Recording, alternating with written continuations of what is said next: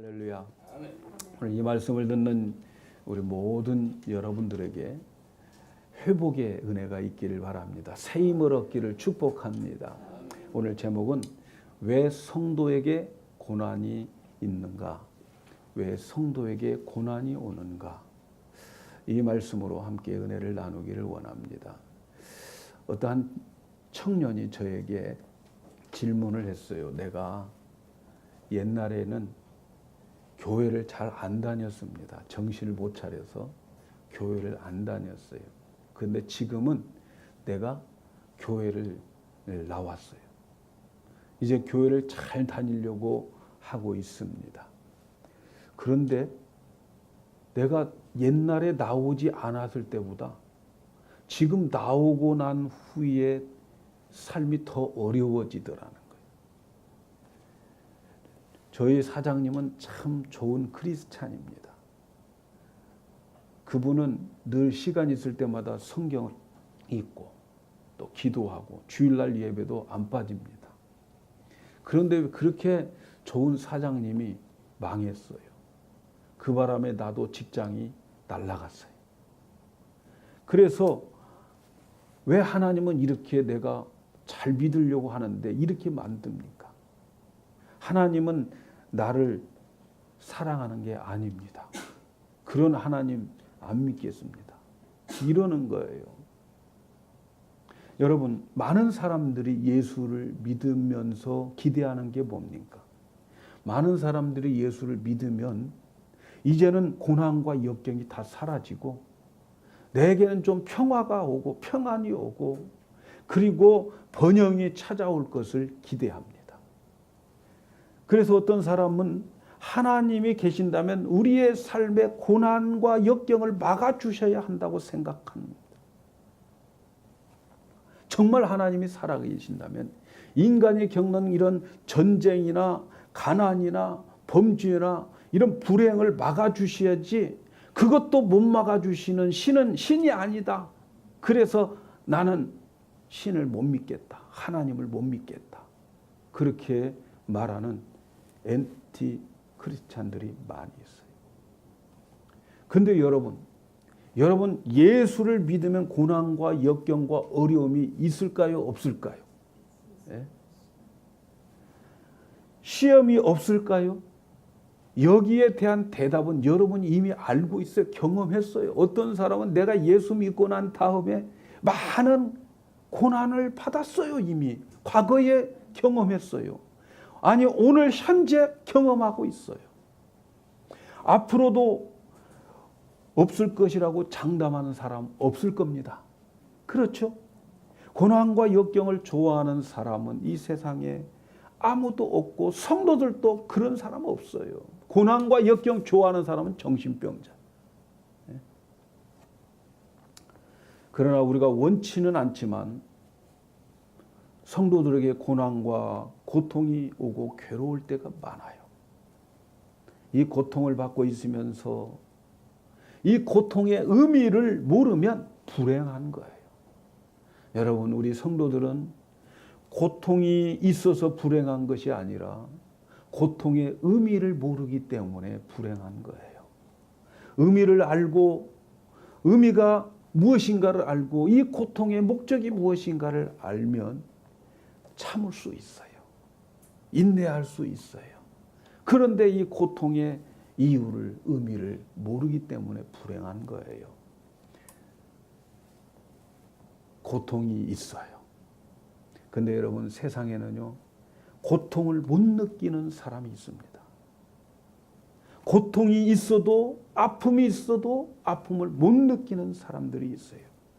마태복음에 보면 맨 처음에 예수님께서 병을 낫게 해주신 사람이 있어요. 여러분, 예수님이 어떤 병을 맨 처음에 낫게 해주셨을까요? 마태복음에 보면은 맨 처음에 병을 낫게 해준 사람은 나병 환자예요. 나병 환자. 나병 환자가 뭔지 알죠? 한센병이라고 합니다. 요즘은 나병 환자, 문둥병자 이렇게 말하면 싫어해요. 나병 환자, 한센병이라고 그래요. 레프로시, 영어로는 이 레프로스인데 문둥병자. 여러분, 나병 환자는 어떤 병을 가지고 있습니까? 고통을 못 느껴요. 통증을 못 느낍니다. 고통을 못 느끼다가 모든 살과 모든 뼈들이 다 썩어 문들어 가도 모르고 죽어가게 되어 있어요. 예수님은 너무나도 문둥병자를 불쌍히 여겼어요. 고통을 느끼지 못하고 살아가는 불감증 환자를 가장 불쌍히 여겼어요. 오늘날도 영적으로 불감증 환자들이 많이 있어요. 영적 나병 환자들이 많이 있어요. 나병 환자는요, 고통을 모릅니다. 통증을 못 느껴요. 몸에 가시가 들어있어도 아프지 않아요. 뜨거운 난로에 손을 대도 차가운 것처럼 대고 있는 거예요. 그래서 손이 다 들어가는데도 느끼지를 못해요. 눈에 티가 들어가면 그들은 깜박거릴 수가 없어요. 왜? 고통을 모르니까. 그래서 그 티가 눈에 들어가 가지고 염증이 생기고 눈동자를 상하게 해도 그들은 고통을 못 느끼니까 결국은 고통을 모르는 채 시력 장애자가 되어버려요. 그래서 나병 환자들 중에는 이 시력 장애자들이 많게 되어 있어요. 여러분, 나병 환자들은 고통을 느끼기를 기다리는 사람들입니다. 뜨거운 물속에 손을 넣으면 뜨겁기를 원하고 뜨거운 느낌을, 뜨거운 고통을 느끼기를 원하는 자들이 나병 환자들이에요. 고통을 느끼지 않으면 더 큰 화상을 가지고 더 큰 위험이 있기 때문에 고통을 느끼기를 원해요. 그런데 뜨거운 물로 세수를 해도 그들은 뜨거운지 모르고 세수를 해서 손이 화상, 얼굴이 화상 이래도 모릅니다. 그래서 그들은 고통을 기다리는 거예요. 이들은 손이 아프고 썩어 들어갈 때 고통을 느끼고 발이 아플 때에 썩어 들어가고 발가락이 잘라서 없어져도 고통을 느끼기를 원하고 기다리고 있어요. 통증을 느끼지 못함을 그들은 위험으로 생각하고 있습니다. 그래서 그들은 고통을 느끼기를 기다리고 있어요. 여러분, 그래서 우리의 인생에 있어서 고통은 우리를, 사람들을 보호해 주는 거예요. 사람들에게 고통이 더 큰 피해로부터 보호해 주게 되는 거예요. 뜨거운 것을 많지만 뜨겁다는 고통을 느끼면서 얼른 그곳에서 손을 떼가지고 더 큰 피해를 입지 않게 하는 거예요. 그래서 우리의 몸은 통증을 느낄 때가 있는데 통증은 우리 몸을 보호하고 있는 증거입니다. 고통은 우리를 해롭게 하는 것이 아니고 우리의 몸을 보호해주고 있는 거예요. 오늘 우리가 예수를 믿으면서 당하는 고난이 있어요. 고통이 있어요. 통증이 있어요. 이 고난으로부터 우리는 고통을 느낍니다. 고난이 와서 고통을 느끼고 있다고 하는 것은 여러분, 아직도 나를 사랑하시고 아직도 나를 아끼시고 아직도 나를 보호하고 있다고 하는 증거고 아직도 건강하다고 하는 증거입니다. 고난은 우리를 망하게 하는 것이 아니라 우리를 더 보호해 주고 있음을 믿으셔야 됩니다. 그런데 왜 우리 성도들에게 이렇게 고난과 역경이 올까요? 하나님은 우리를 사랑하시되 자기 아들을 생명을 다 죽이고까지라도 우리를 사랑하시는 그 하나님이신데 우리의 삶 속에 왜 이렇게 고통이 있느냐는 말이죠. 하나님께서 이제 예수 그리스도를 통해서 이 땅에 보내주시고 예수님이 승천하실 때 내가 세상 끝날 때까지 너희와 항상 함께 있으리라 이렇게 말씀하셨는데 왜 우리들의 성도의 삶에는 이렇게 고난이 있느냐, 왜 우리를 보호해 주시지 않느냐는 말입니다. 오늘날 많은 기독교인들 중에서 왜 하나님이 나의 고통을 이렇게 방치해 주고 계시느냐고 그렇게 그들은 하나님에 대해서 하나님에 향해서 그렇게 말하면서 교회를 떠나고 있는데 왜 하나님은 그런 것들을 보고만 계실까? 오늘 여기에 대한 대답을 얻어야 될 줄로 믿습니다.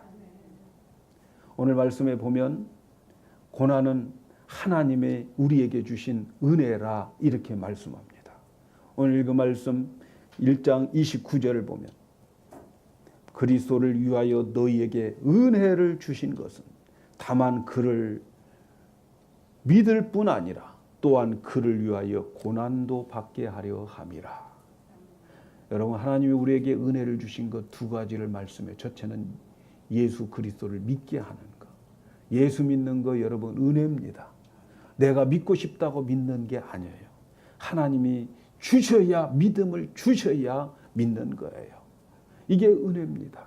또 하나의 은혜가 있다고 그래요. 그 은혜가 뭡니까? 그리스도를 위하여 고난 받는 것이 은혜랍니다. 예수 믿으면서 나타나는 것, 이게 그 고난, 그것이 은혜예요. 우리가 생각하는 은혜는 어떤 거죠?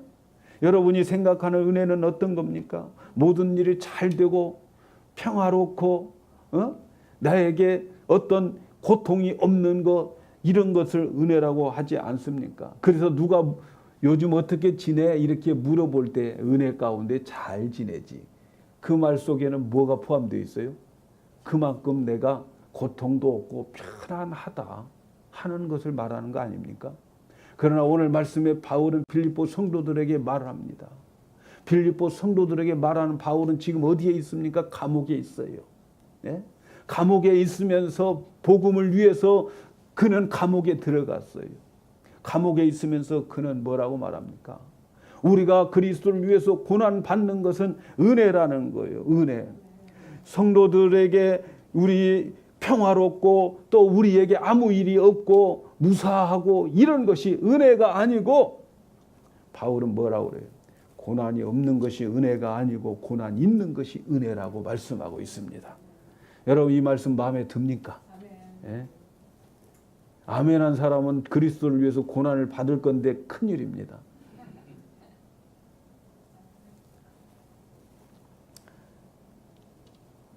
은혜가 바로 고통, 주님을 위해서 받는 고난, 이게 은혜라는 거예요. 왜 성도들의 고난과 역경이 하나님의 은혜일까요? 오늘 세 가지를 말씀드리려고 합니다. 첫째, 우리 성도들에게 고난이 있고 고통이 있는 그 이유는 우리가 천국 백성이기 때문에 당한다고 말씀하고 있습니다.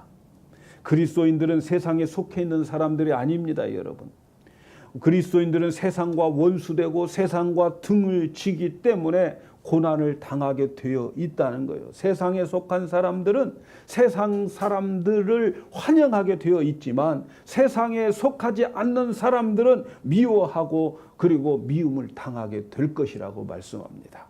그래서 요한복음 15장 18절 19절에 있는 말씀을 보면, 세상이 너희를 미워하면 너희보다 먼저 나를 미워할 줄을 알라. 너희가 세상에 속하였으면 세상이 자기의 것을 사랑할 것이나 너희는 세상에 속한 자가 아니요 도리어 내가 너희를 세상에서 택하였기 때문에 세상이 너희를 미워하느니라. 우리가 고난을 받아야 할 이유는 우리가 세상에 속해 있지 않고 우리 스스로가 천국의 백성이기 때문에 세상의 미움을 받게 되어서 고난을 받게 된다는 겁니다. 세상에서 환영받을 자라면 무슨 고난이 있겠어요, 여러분? 세상과 등지지 않고 세상과 손잡고 세상과 어울려서 살아가는데 무슨 고난이 있겠어요, 여러분? 그러나 우리는 세상을 배신한 자들입니다. 여러분 생각해 보십시오. 지금까지 우리는 마귀의 깽단에 속해 있었어요. 네? 마귀의 깽단에 속해 있어서 함께 마귀와 함께 뭐 했어요? 마귀와 함께 강도짓하고 함께 놀다가 이제 깽단에서 우리 빠져나온 사람들입니다. 그러면 깽단이 놔두겠어요? 지금까지 함께 강도짓 했는데 내가 이제부터 이 삶을 청산하겠다 하면 그냥 놔두겠냐고요. 이제 그때부터 미움을 받기 시작하는 거예요. 우리가 하나님의 편에 서겠다고만 하면은 사단이 이제는 가만 놔두지 않는 거죠. 예? 자기를 선택한 것도 아니고 하나님이 우리를 선택해서 천국으로 우리를 이끌어 갔다는 것이 얼마나 배 아프고 얼마나 그들에게는 시기가 올라온지 모릅니다. 그런데 가만 놔두겠어요, 여러분? 말세가 되면은 주님이 오실 때가 가까울수록 더 그렇다고 말해요. 그래서 마태복음 24장 9절에 보면 이렇게 말씀합니다. 그때에 사람들이 너희를 환난에 넘겨주겠고 너희를 죽이리니 너희가 내 이름 때문에 모든 민족에게 미움을 받으리라. 아니 내 형제 내 동네에 있는 사람에게 아니고 모든 민족에게 이제는 미움을 받을 때가 온다는 거예요. 여러분 그걸 각오하셔야 돼요. 우리가 하나님 편에 서는 순간에 이렇게 세상 사람들은 환난에 넘겨주고 죽이기까지 한다는 거예요. 예수님 때문에 고통과 고난을 받게 될 것이라고 예언하셨어요. 예수님이 예언하시면 반드시 이루어지게 될 줄로 믿습니다. 그런데 예수님은 너희가 오히려 세상에서 이런 고난과 핍박이 있는 것을 복이라고 가르쳤어요. 마태복음 5장 10절에서 12절에 있는 말씀을 보면 의를 위하여 박해를 받은 자는 복이 있나니 천국이 그들의 것임이라. 나로 말미암아 너희를 욕하고 박해하고 거짓으로 너희를 거슬려 모든 악한 말을 할 때에는 너희에게 복이 있나니 기뻐하고 즐거워하라. 하늘에서 너희 상이 큼이라. 너희 전에 있었던 선지자들도 이같이 박해하였느니라. 여러분 의를 위하여 핍박을 받는다. 의가 예수님입니다. 예수님 때문에 박해받는 자는 천국이 이미 그들의 것이라는 거예요. 이미 천국을 소유하고 살아가는 자이기 때문에 그들에게는 박해가 있다는 거예요. 예수 믿으면서 세상에 핍박 고난이 있으면 그래서 기뻐하라 이렇게 말씀하고 있어요. 기뻐하시기를 바랍니다. 오히려 평온한 것을 슬퍼하고 평온한 것을 불안해해야 될 줄로 믿습니다. 여러분 예수 믿는다고 하면서 평온합니까? 예수 믿는다고 하면서 나에게 핍박이 없습니까? 핍박 없다고 여러분 좋아해야 되겠습니까? 아니면 슬퍼해야 되겠습니까? 고난이 있고 박해가 있고 욕을 먹고 오해를 받고 있다면 천국이 저희 것임이요 천국에서 상이 크다는 것을 믿으시기 바랍니다. 사랑하는 여러분, 이 땅에서 천국으로 살면서 고난과 고통을 받으렵니까? 아니면 이 세상에서 적당히 손잡고 살면서 평화롭게 살기를 원하십니까? 믿음은 선택이에요. 자기가 어떤 걸 선택하느냐에 따라서 하나님이 책임을 밀어주시기도 하고 손 떼기도 하십니다.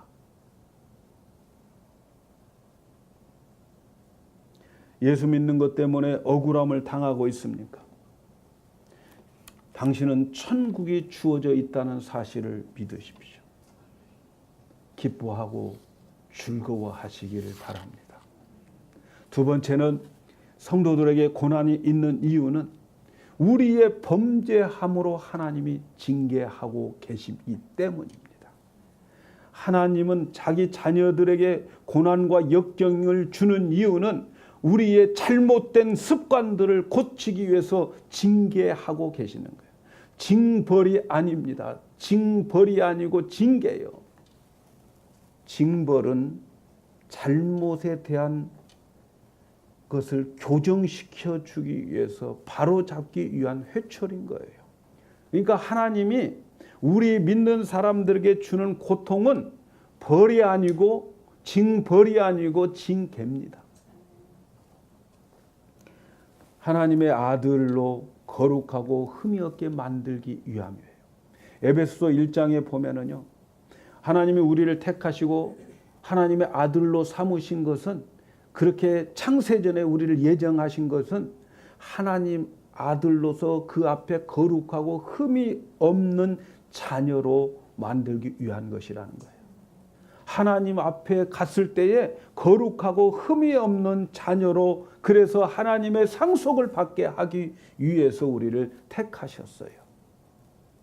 그런데 우리 성도들이 이 세상에 죄 많은 이 세상, 죄 지을 수밖에 없는 이 세상, 사탄이 지배하고 있는 이 세상에 살면서 죄를 지으면은 하나님은 하나님의 자녀들에게는 징계하는 회초리가 있어요. 매가 있어요. 이건 벌이 아니에요.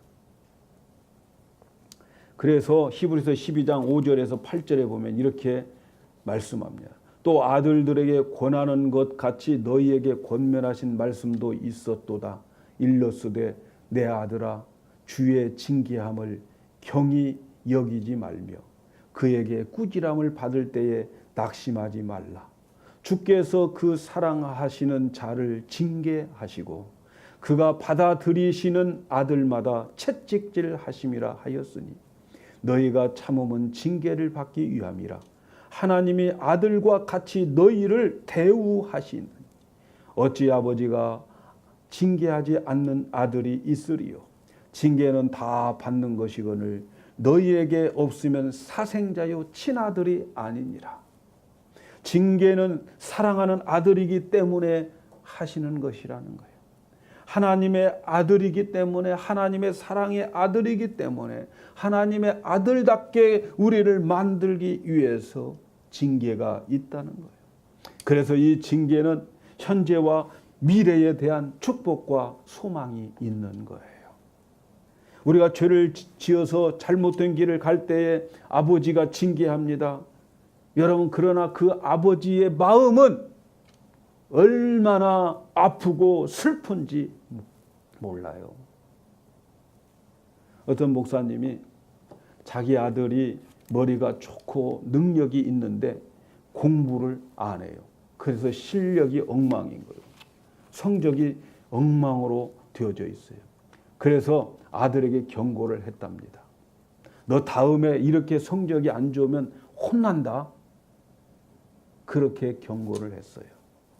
그런데 그 아들이 그 경고를 듣고도 공부를 안 했어요. 실력이 엉망이에요. 성적이 엉망이에요. 그래서 그 아들을 데리고 화장실로 데리고 왔어요. 그리고 화장실로 데리고 와서 엉덩이를 팼어요. 미국에서 말이죠. 미국은 때리면 안 되잖아. 근데 때렸어요. 그런데 그 아이를 패고 났는데 그 아이가 매를 다 맞고 나서 아빠를 끼어나면서 아빠 사랑해요. 그렇게 하면서 울더라는 거야. 아니, 아빠가 이상했어. 이놈이 아빠 죄송해요.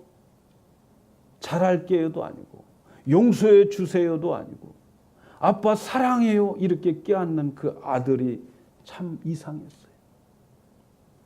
그래서 물었어요. 그랬더니 이 아들이 하는 말이 아들이 매를 맞으면서 이 거울에 비추는 아버지의 얼굴을 보았다는 거예요. 아빠의 얼굴을 보니까 자기가 맞는 고통보다도 더 아빠의 얼굴이 더 고통스럽게 거울에 비치더라는 거예요. 이 아이가 매를 맞으면서 아빠의 마음을 알아버린 거예요. 아빠가 자기를 사랑하고 자기를 잘되게 하기 위해서 아빠의 마음이 괴롭지만 이렇게 나를 때리고 계시다고 하는 것을 이 아들이 거울을 통해서 아빠의 얼굴을 보면서 알아버린 거예요. 그래서 매를 다 맞고 난 다음에 자기의 아픔을 추스르기도 전에 아빠 사랑해요 하고 아빠를 안아주더라는 거예요. 여러분, 오늘 우리가 죄를 지어서 하나님으로부터 고통과 징계를 받아서 우리에게 고난이 있다 할지라도 우리는 그렇게 해야 됩니다. 하나님 하고 하나님 사랑해요 하고 나를 사랑하기 때문에 나에게 이런 고난과 고통을 주시는군요 라고 우리도 하나님을 안을 수 있는 마음이 있어야 되는 거예요. 하나님은 우리를 징계하시고 우리에게 회초리를 떼실 때에 하나님 편한 마음으로 때리신 줄 아십니까? 아닙니다. 징계가 없다면 여러분, 우리는 하나님의 아들이 아니에요. 징계가 없다면 하나님의 자녀가 아니에요. 하나님의 사랑받는 자녀가 아니에요. 지옥에 갈 사람을 하나님 징계하지 않아요, 여러분.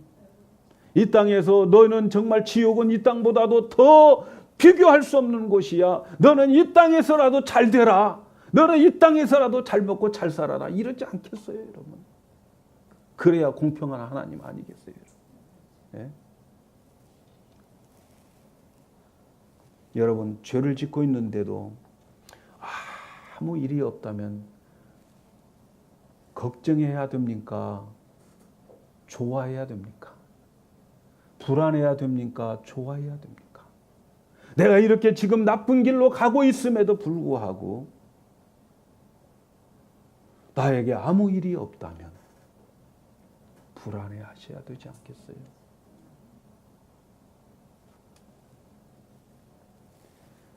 죄를 짓고 고난과 고통을 받는다고 있다고 생각한다면 이 사람은 기뻐해야 될 줄로 믿습니다. 그분이 사랑하는 자는 반드시 이렇게 징계가 있어요.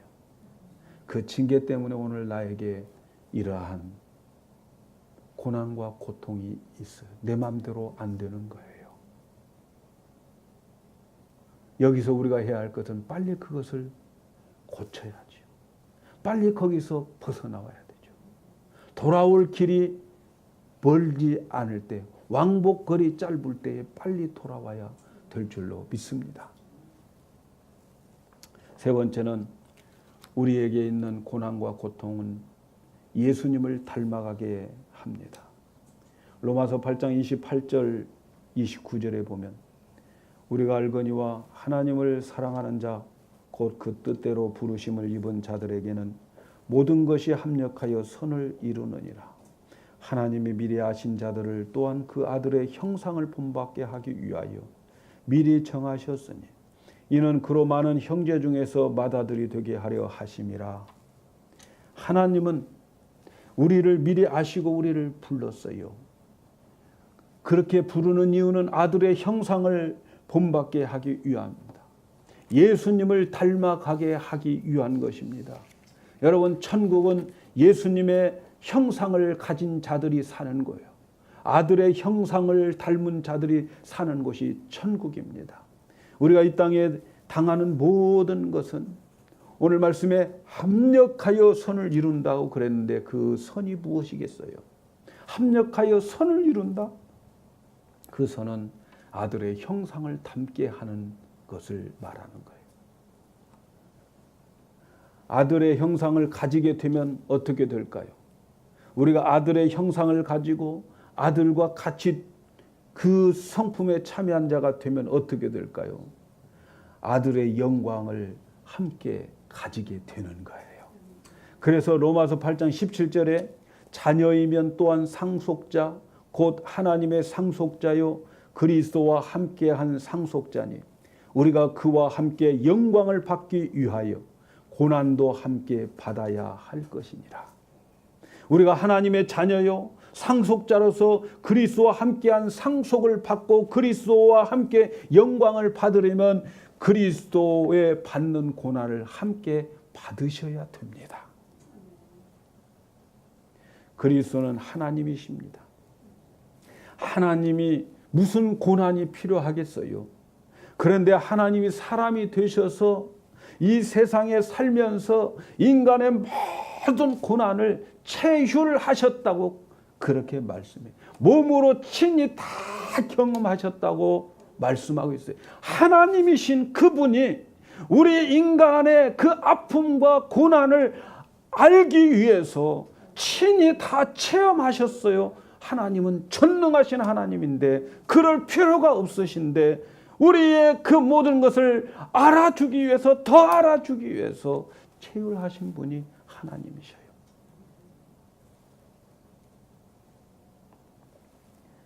전능하신 하나님이 우리의 고난을 알기 위해서 우리의 고난을 이해하기 위해서 우리의 시험을 이해하기 위해서 고난을 체험하셨는데 여러분 우리가 그의 영광에 동참하기 위해서 그분의 고난을 우리도 체험하지 않으면 어떻게 그 영광을 알겠어요? 그분의 그 고난이 그 고난을 우리가 알지 못하고 어떻게 그분의 영광을 어떻게 그분을 알겠습니까? 우리가 그리스도의 영광에 동참하기 위해서는 그리스도의 고난을 맛봐야 되는 거 아니겠어요? 그 고난을 맛보지 못하면서 그 고난에 참여하지 못하면서 어떻게 그 영광의 맛을 알겠어요? 그리스도의 상속이 주어져도 상속을 모를 겁니다. 귀한 줄 모를 겁니다.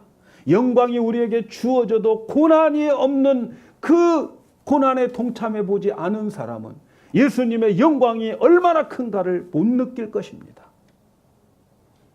그래서 우리는 그리스도의 고난에 동참하는 것, 그것은 그리스도의 형상을 닮아가고 그래서 그의 영광과 그의 상속에 귀중한 것을 영광의 영광됨을 알게 하기 위한 것임을 믿으셔야 됩니다.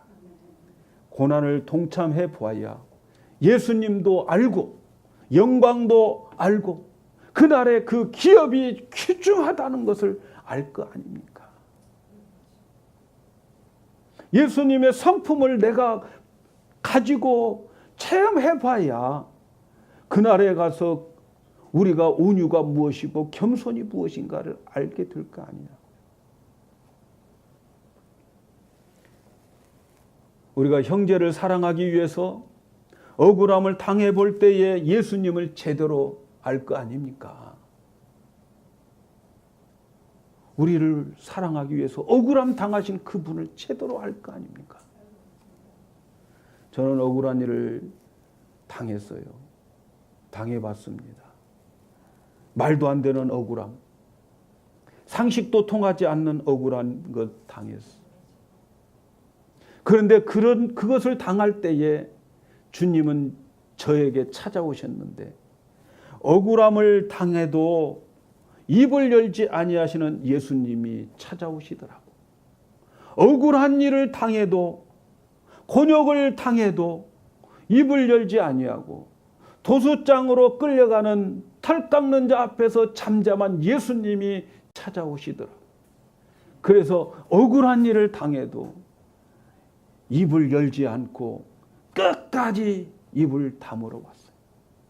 그랬더니 나중에 예수님이 입을 열지 않고 십자가를 지실 때에 정말 그렇게 말씀하시지 않고 십자가 지고 가는 그 예수님을 조금 알겠더라고요. 예수님이 이런 고통을 당하셨구나. 그래서 예수님을 더 가까이 만나게 되더라고요. 여러분, 이 세상에 당하는 우리의 고난들은 다 예수님의 성품을 닮아가기. 혹시 여러분 질병으로 고통받고 있습니까? 모든 인류의 질병을 감당하셨던 그 예수님, 우리가 병성에 있으면서 내 질고를 담당하셨던 그 예수님의 그 고난을 생각한다면 그 병석에 있는 그분은 그분의 영광과 그분의 상속에 동참하게 될 것입니다. 내가 지금 당하고 있는 병 중에서 예수님이 세상의 모든 질고를 다 짊어지셨던 그 아픔을 거기에서 맛본다면 그 사람은 예수님의 마음을 알게 되고 그리고 예수님의 영광에 동참할 자격이 있을 줄로 믿습니다. 내가 가난하고 굶주림 가운데 처해 있습니까? 주님의 굶주림과 가난함을 체험하고 있다고 생각해 보십시오. 그 가난이 저주가 아니고 하늘의 축복이 아닐까요? 이 가난함 때문에 예수님이 이렇게 고생하셨다. 공중에 나는 새도 집이 있고 여우도 자기 들어갈 굴이 있는데 인자는 머리 둘 곳도 없다. 집 없는 사람이 있습니까? 예수님의 그 아픔을 동참한다면 바로 그 자리는 예수님의 영광에 함께 참여할 수 있는 자리가 될 줄로 믿습니다. 저는 예수님을 더 가까이 알기를 원한다고 기도 많이 했어요. 늘 소원하고 있습니다. 기도하면 되는 줄 알았어요. 성경 말씀을 많이 알면 되는 줄 알았어요. 그런데 진짜 예수님을 못 만나겠더라고요. 그런데 예수님의 고난을 동참해 볼 때에 예수님을 만나지게 되더라고요. 예수님의 고난 동참하지 않고는 예수님을 진정으로 아는 것이 아니라는 것을 깨달았어요. 성경을 다 외워도, 성경을 다 알아도 예수님의 그 고난의 길을 가보지 않고는 예수님을 알 수 없어요. 예수님이 하셨던 일들을 그래서 해보기 시작했어요. 예수님이 하셨던 일들을 내가 할 때에 거기에서 예수님을 만나게 되더라고요. 저는 예수님의 고난을 동참하지 않고는 예수님을 알 수 없었어요. 가끔 하나님을 잘 믿고 있는데 여러분 억울한 일을 당하고 억울한 사고를 당하고 고통을 당하고 있습니까? 이유가 없는 것 같은데 고통을 당하고 있어요. 이 고통의 의미가 무엇이냐고 물었을 때에 하나님은 아무 말씀하지 않을 때가 있어요. 억울한 고통, 아무 당해야 할 이유가 없는 이 고통, 왜 나는 이런 고통에 있습니까? 라고 고민하고 괴로워하는 자들이 있습니다. 여러분, 만일 그런 분이 있다면 우리 주님을 생각해 보십시오. 주님은 아무 이유 없이 고통과 억울함을 받은, 아무 이유 없이 그는 고난의 길을 걸으셨어요. 아무 이유 없이 고난받는 그 아픔이 얼마나 큰 아픔인가, 얼마나 큰 고통인가, 주님을 생각할 수 있다면 오늘 여러분이 당하고 있는 그 고통과 아픔은 영광의 자리에 주님과 함께 있을 수 있는 그 축복의 자리임을 믿으시기 바랍니다. 예수님은 너희가 나의 멍에 명하는 대로 행하면 곧 나의 친구라고 그랬어요. 예수님은 우리를 친구로 허락하셨어요. 친구가 뭡니까? 친구는 서로 이해하고 마음을 나누고 같이 동고통락하고 같이 지내는 자가 친구 아닙니까? 너희가 나의 명하는 대로 행하면 너희가 나의 친구가 될 것이다. 내가 너희에게 말했던 그것을 한번 해보면 그때 내 마음을 알 것이다. 그리고 너는 나의 친구가 될 것이다. 하나님은 아무나 친구로 삼지 않습니다. 그분의 마음을 알아야 돼요. 어떤 자들? 고난에 동참한 자들.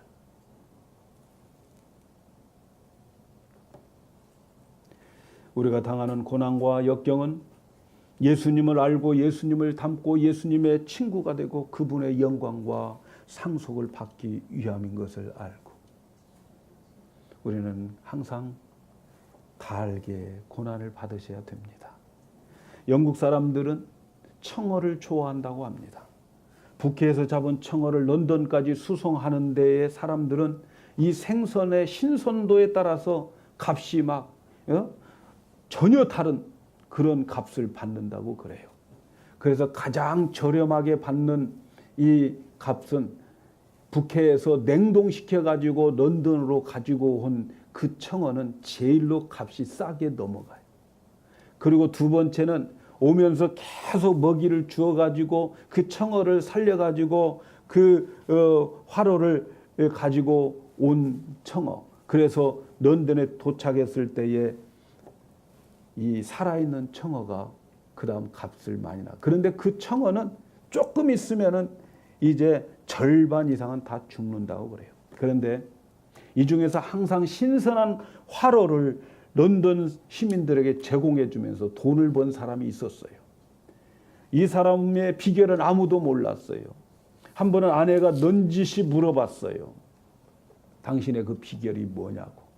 상인은 아내니까 비밀을 가르쳐 줬어요. 사실 별거 아니야. 물탱크 속에 청어를 담아오는 것은 다 똑같아. 그러나 나는 그 청어 속에 숭어 몇 마리를 집어넣어. 큰 숭어를 그 안에 집어넣어.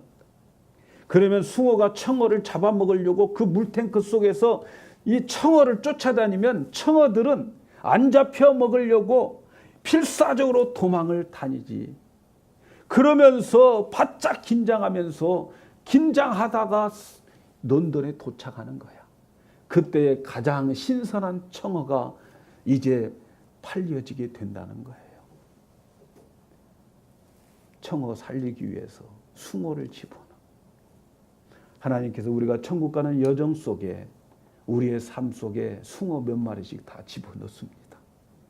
그래서 이 숭어를 통해 가지고 우리가 하나님 앞에 섰을 때에 거룩하고 흠없는 하나님의 자녀로 우리를 만들어 주시는 거예요. 여러분, 우리에게 이제 중요한 것이 뭡니까? 고난이 있고 없고가 아닙니다. 우리에게 중요한 것은 내가 하나님의 자녀라고 하는 것만 확인된다면 오늘 우리에게 있는 어떤 고난도 어떤 역경도 변장된 축복이라고 하는 사실을 우리는 믿으셔야 됩니다. 이 사실을 믿고 기도하고 인내하시기를 바랍니다. 하나님은 나를 거룩하고 흠없는 천국의 자녀로 만들어 가실 것입니다. 아멘. 우리 시청자들을 위해서 한 말씀 드리겠습니다. 향기교회를 기억하시는 시청자 여러분들에게 안내 말씀을 드리려고 그래요.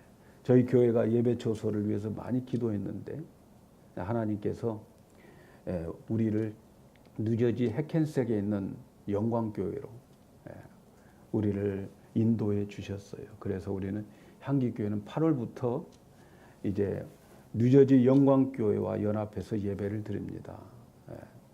이제 저희 설교 방송은 이제 뉴저지 영광교회 이름으로 나올 것입니다. 계속해서 관심과 기도를 부탁을 드립니다. 꼭 기도해 주시기를 바랍니다. 우리 함께 기도하겠습니다.